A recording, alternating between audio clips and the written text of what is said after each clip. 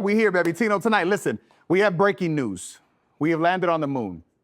Again. Allegedly. Maybe. It's kind of weird, bro. So a Texas aerospace company is the first commercial company to actually land on the moon, and they immediately started construction on a brand new Texas roadhouse. I heard the intergalactic Buc-ee's is gonna be really nice, and because America's team just can't win here on Earth, Jerry Jones can't wait to build a stadium for the Space Cowboys. This man goes all across the galaxy trying to find a quarterback, can't get one, but A for effort, my man. Listen, bro, at the end of the day, Texas is not going to the dark side of the moon because there's a new bill that possibly would ban THC completely. And as soon as everyone in Austin heard that, they wanted to secede from the state. They're like, no, get us out of here. You gotta understand, bro, like at the end of the day, there's so many comedians in Texas now. If this does happen, the death row mugshots are gonna look like the Netflix comedy section. Like just boom, boom, boom, boom, boom.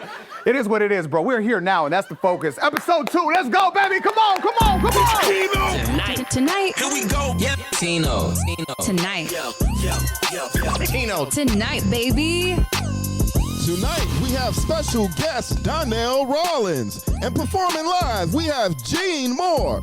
Now give it up for your host, Tino Cochino. Woo! We here, baby. Episode 2. Numero 2. First of all, I messed up because last episode we didn't shout him out. Please make some noise for our DJ Nicasio one time. Please show him some love. Show him some love. That handsome devil. Speaking of handsome, he's got the glasses. Something's got a hold on me lately. Ooh. And I don't know myself anymore. Ooh. Feels like the walls are, Whenever I hear that song, I just get emotional, man. Ladies and gentlemen, the Crash Out King is here. Donnell Rawlings. Wait. Donnell Rawlings, oh my God. I am not the Crash Out King. For you watching this, I'm a person that sometimes is misunderstood when he's under the influence of some adult beverages. I'll just put it like that. Okay, so if you don't know what happened, first of all. Something had a hold on me last night. Out of my mind. Go ahead, I'm sorry. It was a little messy. So I'll paint the picture very quickly. Donnell was at the roast battle, and it was a vibe. Right. You were a little intoxicated. Right. Some words were said. I don't want to say intoxicated. I was under the influence of an alcoholic beverage. I feel like that's the same thing. I don't think it's the same thing. Okay. Well, how would I know? I was drunk that night. Exactly. Now, I want to paint the picture a little more clear. We have a mutual friend by the name of Teddy Swims. Feels like, yes, we do. And you're not blaming Teddy. I am blaming Teddy. Oh, okay, this is official. 100%. Okay, so Donnell he said some things, some comedians were offended. Oh, let's take it back. It started going viral. Let's take it back to what happened that night. I've been a fan of Teddy Swims for a very, very long time. Yes. If anybody follow me on social media, that's been my intro song and everything, right? And we met the way most people meet nowadays online. We never been face to face, right? I found out that he was going to be in LA. He was doing Adam Ray's Dr. Phil show. So, and I would tell you, I was fanboyed out. When the waitress said, your boy gonna be here, I was like this, oh my God, he's really gonna be there? Right? I was excited like that. Pause, no Diddy, right? And you were at a Diddy party though. Nah, come on. That's another day though. Can we focus? It's another combo. Can we focus? Whatever you saw with me with a picture with Diddy you didn't really see that. I'll just say that, okay? I mean, I'm gonna show the picture, obviously, the one where you're in between his legs. Photoshop is a beast, all right? Okay. If you say so. So I was excited to meet Teddy. I went there just to support him, right? And it was our first time in each other's presence or whatever. And I found out a black man could not go toe-to-toe with shots with a white dude. This is a statement that you're making loud and proud right now. One thing about alcohol, what does it do? It makes you say the truth. Tell the truth. Jeff, can we just stop? Sorry. That bad? None of these are gonna make it. Can we go to the next round? Give him some I'm not trying to be. Yo, Jeff, I know you got a format. Yeah. I know you have a format. Yeah. They don't have a chance. Yo, don't do this, bro. I'm a real nigga. I'm not gonna let these think they got a future. These motherfuckers know you had an opportunity. You had 5 minutes. You want 5 minutes? Do you want a career? 5 minutes? Get it. Crack jokes on me. Give them their 5 minutes. You got 5 minutes. I'm talking about a career, not 5 minutes. Do your 5 minutes. Is that 5 minutes of black people time or what? So no matter what my situation was that night, And some of the things I said might have been harsh and people may not be able to take it, but you had a goddamn roast battle, the most place where nobody gives a fuck about nobody. They go hard. That's why I don't do it, because white people go evil on roast. Yeah, Donnell, what about that fried chicken watermelon sandwich you had? And I feel bad. We had that in the green room. Yeah. I'm so sorry. No, it's not. And it's like this, yo, is your dad here or do you even know him? It's that type of energy. And I try not to engage it, right? And no matter what nobody say about me or what happened that day, I'm 1,000% supportive of stand-up comics. Even yourself, when you was talking about you want to get into it, 100% supportive. I've put comics on. I've had situations where someone told me, I'm thinking about doing comedy. I'm like, come to my show tonight, I'll give you 5 minutes. So for whatever people feel about me trying to kill people's careers, that wasn't what it was. It was like, when the Remy's in your system, ain't no tell them. It was like one of those moments. Yeah. Right? And I was telling them, right? Okay. I'll tell them how I felt. And it was, so now I'm labeled the Crash Out King. Yes. Because I crashed out. But I'm gonna tell you something, this for the motherfuckers out in the streets. You better keep somebody crash out on your team. You don't want to be in the streets and somebody like, oh, let's take this to court. No, you need a motherfucker's about to crash out. Yeah, you don't want to be like, hey, let's look at it like this. I think we have a failure to communicate. No, you need somebody gonna be like, bop, bop, bop. I've been wondering, since I saw the video and everything that happened, what did Teddy say when it was all said and done? He said it was the funniest day of his motherfucking life. He was like, bruh, man, I had such a good time. And that's what I don't want people to take. Like, okay, I'm not pulling back or I'm not taking back anything that happened that night. And this is what I suggested to the guys that night. I said, I hope you are so mad at me that you take this more serious and you want to say, fuck Donnell, And that's by going deeper and digging into it. I'm not going to be the sugarcoat guy, whatever. But that night, the unfortunate thing about it was I had such a great time hanging out with Teddy, connected with him. I got to meet his fiance, and we linked up. It was just like, we've been brothers from another mother for years. And that night kind of took away what that night was supposed to be for me. Right. But at the end of the day, man, I just want to say this in sincerity and everything. Fuck them. That's so sweet. I don't know what I'm supposed to say. What I'm supposed to say? That's so sweet. And I never ever quoted Candace Owens or anything, but like Candace Owens said one time, she said, life is tough. Get a helmet. Rumor has it you're shopping around for helmets right now. Like, this is not a joke. And You're gonna buy a crash dummy helmet. Yeah, I'm gonna start doing appearances, and just in case, you never know when a person's gonna crash out. But I'm gonna protect my safety in case I just crash out. I won't have no head trauma or anything like that. Well, low key, not low key, high key. What I love about this is that it teaches a lesson, and the lesson is even when you have something bad, you didn't lose in this situation. You learned from it. You took what it was, and now you're gonna apply that moving forward. But the thing is, in a positive way. I'll tell you, and I'll be honest. If you Google me, you got a lot of crash out moments, right? But most people was like, this Donnell, you should have been twisted or whatever. And I thought about that for a day. And after that, I had a drink and I said, fuck them. Right? No, it's not that. But the perception of that, because people had a situation where they could judge me because I did have some alcohol. It's don't take away from what I'm saying. But then in life, period, man, when you get, especially in this business, you're gonna have some bad nights. You're gonna have some nights when people don't fuck with you, whatever. But do you dwell on that, or do you figure out a way to make it work into your favor?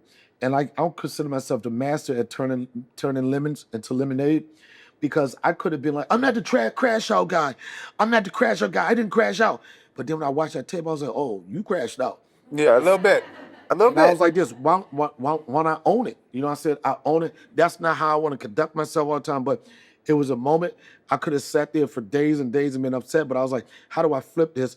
And how do I get comedy out of it? And the first thing I did was I used my platform, the Donnell Rawlings podcast on YouTube and every podcast platform, just to address the situation of the way I saw it that night. Because when somebody else is like controlling the narrative, like the roast battles, they're going to edit. You know how it is. They're going to edit in their favor. You don't really get to see what I was saying or what I meant. So if you want to hear what my response to it was, go to the Donnell Rawlings show, and I get deeper into what really happened in there. I missed last year, and you came here for me for this, so I'm giving you my word. I will be at Donnell Land this year. But talk about Donnell Land for those that might not be familiar with it. If you're not familiar with it, during the pandemic, Dave created a bubble, if you want to say. And we used to do comedy shows in the cornfield. And then he was handling the comedy side of it most. But then I felt like people were in town, they didn't have too much activities to do. So some kind of way, a black man from the city fell in love with the river, right? Donnell Land, bridging the gap between the old and young to create memories for a lifetime. You know what I mean? You came out there and you came, did you come during the pandemic period? Yeah, I did. I went twice. I went for the cornfield shows. Right. And then again for the first Donnell Land. And so this is this year, Memorial Day weekend, we're going on, this will be our 5th year. It's constantly starting to grow. We have comedy shows. We have the nature walk. We have sound bath. We have kickball tournament. Last year we did, this was so much fun. We had a dance contest for the Sunday Fun Day, right? And it was, if you want to say, they was calling us the old heads and then the youngins. And I don't know what this dance was. I think this little kid was ODing off or something. I don't know, something he was doing. He was doing something. He was They saying like, that oh, whatever it was. He was doing all that. They was like, oh. And then this mom, I would probably say she wasn't going for that. She was about that life. She probably was like mid-40s, right? She was like 6 feet tall. She did a split. Yo, she did a split, said, boom! Right, one leg was over there, and she won the dance contest. But it's like, if you're interested, go to DonnellRawlings.com. This will be the 5th year. It's something I do for the community, and it's something that I do for people's soul. And it's almost guaranteed that I will not crash out on the river. Almost. Yeah. There's a slight chance. I don't know, the white claws might do something. Bro, thank you for coming out. Thank you for the time. I appreciate you. It's family, man. Donnell Rawlings, baby. Show him some love. Something got a hold of me lately. Ladies and gentlemen, welcome to the Crash Out Open Mic 2025 auditions. We got special guest, Donnell Rawlings. I'm up. I appreciate you for doing this. No, you don't. No, I do. You're giving comedians a shot to shine. I don't give a fuck about no comedians, man. I thought y'all said y'all had the bar. What happened to open bar, man? Teddy's getting some drinks right now. I lost control This should be fun. when I had drinks with you. Go. Contestant number Problematic. Ah, you funny. Stop. Oh, no, stop. You killing me. Originally from Chicago. So my Stop. parents, You killing. No. I'm sorry. you know, You from Chicago? Yeah. Foul. Get the fuck out of here, man. You dead. God, what the fuck? So I didn't. You can't So does that mean? Foul. So, That's how black people shoot. Foul. Thank you. Man. Oh, that was incredible, man. Thank I you, don't get contestant. Thank you, contestant number 1. Good job. He shot the air gun. You gotta go. Thanks. Funniest white comedian I've seen in a long time. Contestant number 2 is actually a comedian duo. We're the Comedy Dos Gordos. I'm Frank. And I'm Ben. Trump. We got, get down here. We got one right. We got a couple of them right now. I mean, you're not gonna let him at least try? I'm making America great again. All right. Oh, I'm sorry. Go. Whenever you're ready. So we're from down the street. Duh. I was gonna say Home Depot. Is that the same thing? Bro, Okay, I'm you're sorry. doing what you did at the roast battle again. No, I didn't. I'm sober right now, son. What the Then fuck what are you is talking going about? on? You're hurting his feelings. Oh, sorry. Next. But they didn't even go. Next. They told you they're from down the street. No. Next. Guys, thank you for coming. I appreciate it. Wait, Paul, how you say get the fuck out of here in Spanish? Contestant number 3, please step in, jump to the mic. No! That's him!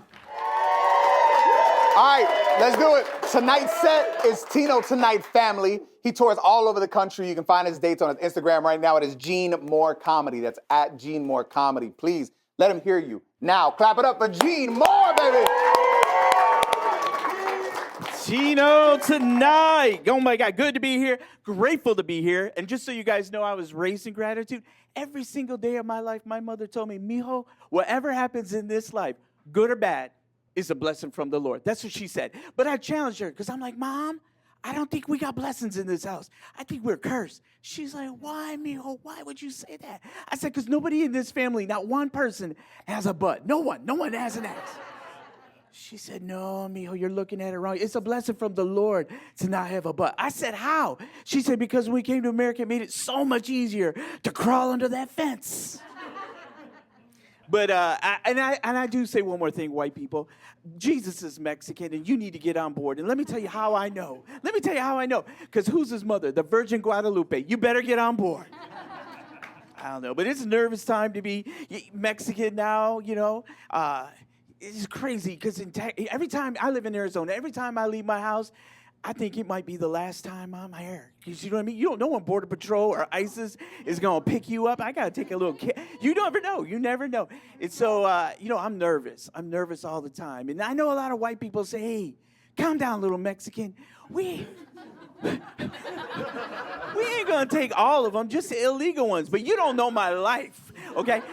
I'm always at the wrong place at the wrong time. You understand what I'm saying? I once stood at a food truck line for an hour in the hot-ass sun for barbecue, and it turned out to be a mammogram truck, okay? I know. But I'm not a quitter. I still was like, put the titty in. Okay, just put it in. They flattened it. I'm like, how flat does this shit gotta go? Like, are we faxing it for the results?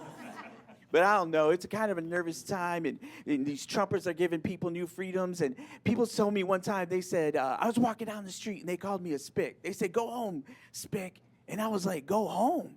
Go home to Grand Rapids, Michigan? It took me a lifetime to leave Grand Rapids. I got to go home. They said, go home. And I was like, man. And then they called me spick, and I had to look it up because I was confused. I don't use spick and span. Why are they calling me spick and span? I use Fabulosa, bitch. What are you doing? I don't know, but my boyfriend, he knows I have anxiety about this, right? He knows. He's always too. This gay-ass bitch, he gets gayer by the day. You know what I mean? I don't know. Sometimes he talks, and I don't understand him, okay? Sometimes I'm like, who's spraying hairspray? It's this bitch. He's like, Gene. He tells me, Gene, take the laundry out of the dryer. I was like, no, I ain't gonna do that. I'm not gonna do that. He's like, do you need me to call ISIS? You can't even be scared at all gay ass like that. ISIS. I don't know. He knows I'm nervous, you know. You know what he did too? He said, Gene, we need to lose a little bit of weight. I said, why? He said, because when ISIS comes for you, you want to be able to run, right?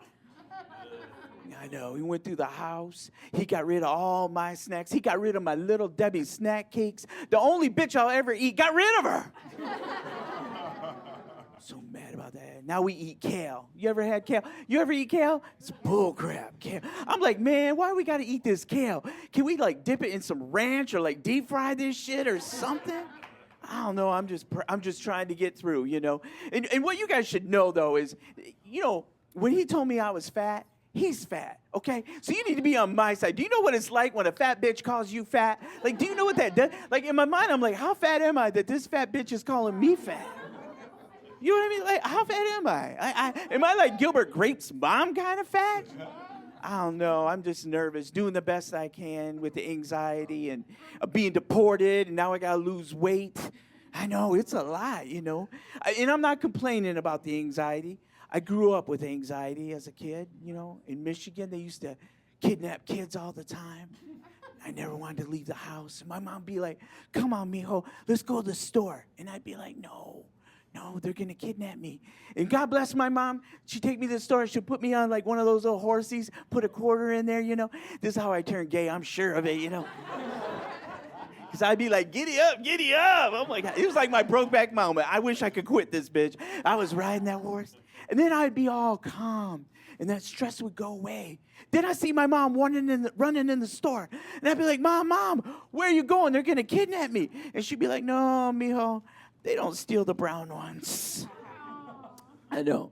So it gives me a little bit of calming, and that's what we need to do in America. Everyone's stressed out. Everyone's doing the best they can. We just need to calm down and just love each other a little bit more. Like the good book says from Ron Jeremy, the good book, from 10 to 13, it says, being a dick to somebody isn't going to make yours any bigger, okay? We just need to be kinder to each other. Somebody's trying to get in the traffic lane and they got their blinker on. Don't speed up. Slow down and let them in. And just wave. And that's what we need to do. And Tino, I thank you for letting me come here. I love it so much. God bless you. And let's all love each other so much.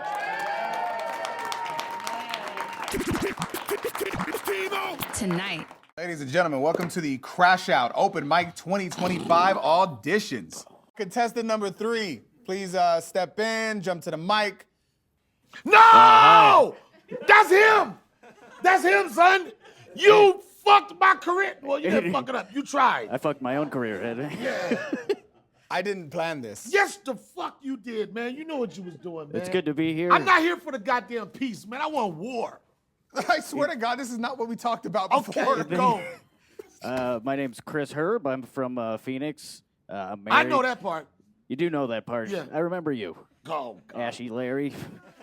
I got lotion on today, motherfucker. You look good. You look hydrated. Oh! But you know what? That's funny. Go. I'm married. My wife. I don't know how that happened. I'm sorry. Go. Donnell, don't do this I'm to him having again. flashbacks. Sorry. My wife, she's shorter than I am, which is it's a big deal for me. You know, she was in the kitchen the other day. She couldn't reach a cup, and she's like, "Hey, honey, can you come help me reach this cup?" And I got there and I couldn't reach the cup. First off, that incident, right? I will say you was funny. Oh, thank you. And as disruptive as I was, one thing I can say about your show, you maintained your stage presence. Thank You you. didn't bother it. You didn't let me bother you, and you still was presented yourself like you was having fun. And even when I said that, because the Tito's got my sister, I was saying I wasn't trying to knock you, motherfuckers, but I'm just saying you got an opportunity. Another example of that is you right here again now. You still gunning for it. You still going for it. So however you wanted to take what I said that night, I didn't mean anything personally, but I said I wish that if maybe that I put a monkey in his back, you like, fuck that N-word. Not that, but why you laugh, son? Why I you didn't laugh? say that. You can't laugh at N-word. You gotta be like, you can't say that, I watch Donnell. Chappelle Show. No, you look at me like more N-words. Yeah. No, but even that night, what you had to do to get there, you guys drove there and everything, right? It's unfortunate that I had a couple drinks and I lost control, whatever. But that night, I did see somebody that really cared about it. But, you know, you'd a loudmouth, crash out person like myself, it can be disruptive. But it doesn't mean anything to you. But I'm proud that you're here right now. And I'm proud of the fact that you're going to keep going and doing your shit. I appreciate that. Oh, damn. Oh, damn. How do you feel? Give me my money for saying all that dumb shit, man. I'm joking. All right, let's do it. Roundtable time, baby.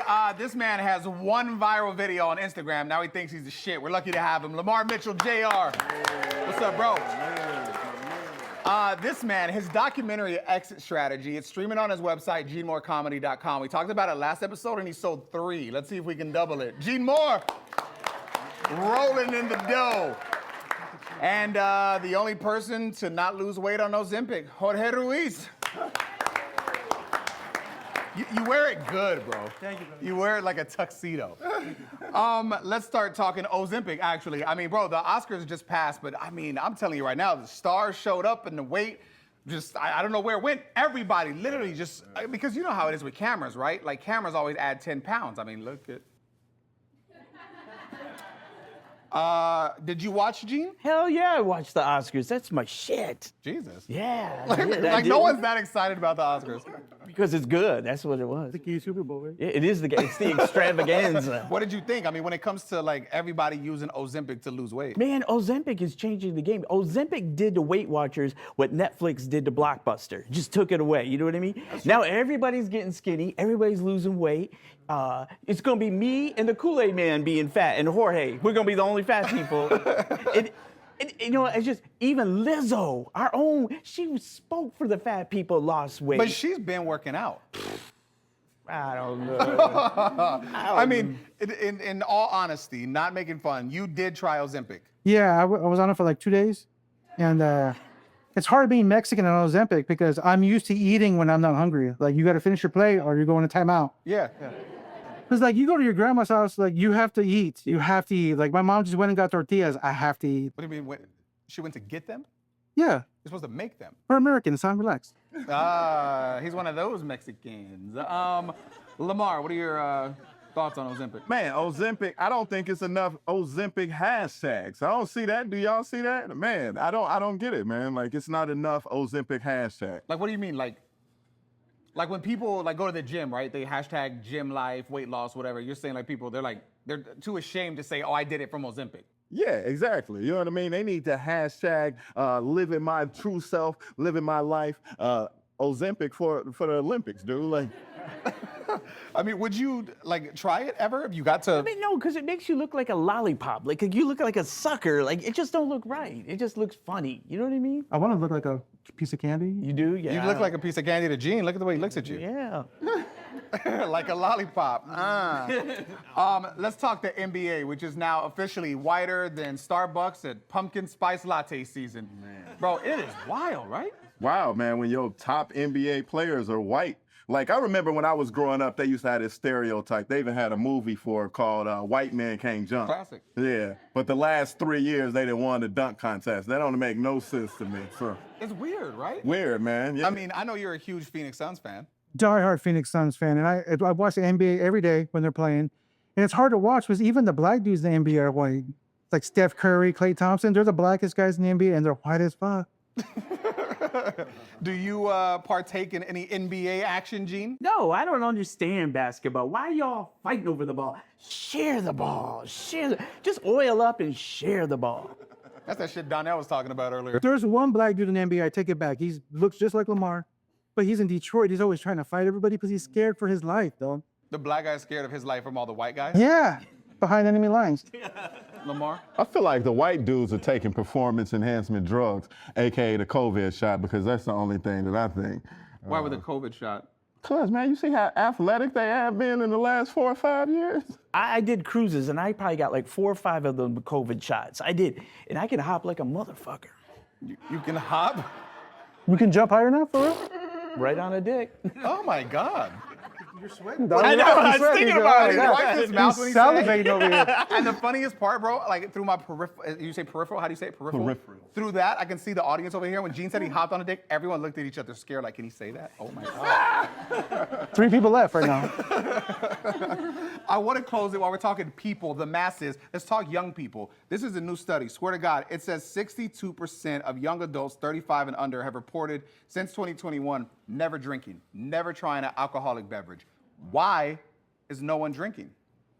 Well, somebody that's been retired from drinking for 2 years. Oh, fuck, I'm so sorry. I didn't even. No, it's I should've good. went to It's you. good. I'm a first ballot Hall of Famer drinker. Oh, okay. Yeah, I'm the LeBron James of drinking. A lot of crying, a lot of falling around for no reason. A lot of hair loss. A lot of hair loss. But I think people are switching it up. They're going to edibles and weed now. You can drink weed now. It's like, it's wild. People are just switching it up. Would you rather be high than drunk, Gene? Yeah, I'd rather be high. I'd rather be high all the time. I feel like I'm high right now. But why is it better to be high than drunk? Well, because, you know, beer makes you fat. Beer makes this gay man fat. You know what I mean? I don't want to be fat. Are you saying he drinks a lot of beer? I feel like that was the sub. Like a keg. What was your first drink? Do you remember like your first alcoholic beverage? Mine would be Night Train. I think I got ran over by the Night Train, too. Night Train? Yeah, it's like a very cheap Merlot. Oh, like a wine? Yeah. My first alcoholic beverage was Mad Dog 2020. Do you remember that? That was my share. It was the strawberry kiwi. Yeah, clap it up for the Mad Dogs. Fucking drunks out here, bro. They're like, fuck yeah, bro. She's got a bottle right there. What's so funny about this, bro, is that Donnell disappeared for the rest of the show, but now he came back here to talk about alcohol. He's ready to crash out. He's in the back, bro. He's like, y'all talking about alcohol? What was your first drink? Just cases and cases of beer. Don't you think it's strange that young people don't drink alcohol when most of them are bi? I mean, how are you going to figure out your sexuality sober? Don't that seem weird to you? You just think everyone's bi? These young people are. They're all confused. You know what I mean? They do drink seltzers. Which is the gayest drink. That White Claw is the gayest shit ever. Ladies and gentlemen, that's it. Episode 2. Come on. Come on. God damn, he's going to wait to get out of here. Donnell Rawlings, Gene Moore, Lamar Mitchell Jr., Jorge Ruiz, Tino Tonight. Thank you, baby. Bye-bye.